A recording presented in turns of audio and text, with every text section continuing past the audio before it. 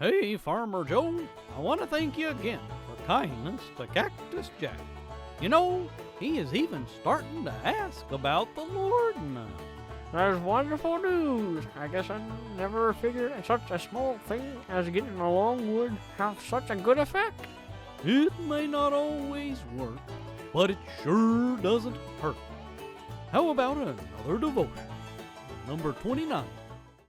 Since chapter 2 of the book of Ruth, Naomi has been fading into the background, and Ruth and Boaz have been taking center stage.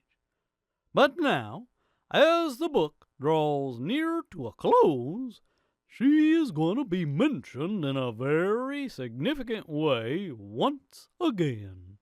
Ruth 4:13. So Boaz took Ruth, and she was his wife.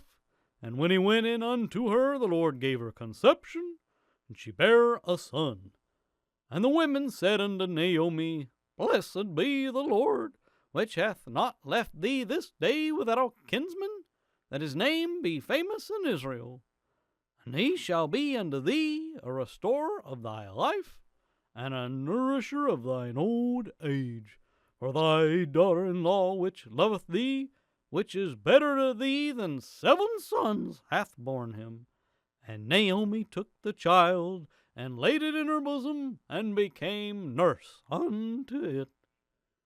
Naomi had been shattered by so many tragedies and reversals that she figured that her life was worthless and over. But by the time the book of Ruth comes to an end, she has reason after a reason not to just keep on living, but to actually enjoy life. She has a precious daughter-in-law, a new son-in-law, and now a new grandchild. She had been convinced that things would never get better, but they did. Do determine that no matter how bad circumstances seem, you will never give up hope. Naomi had no idea that any of this was even possible, but God had it all planned for her the entire time. Never give up hope. Now that is a good lesson, Sheriff. Thanks for sharing.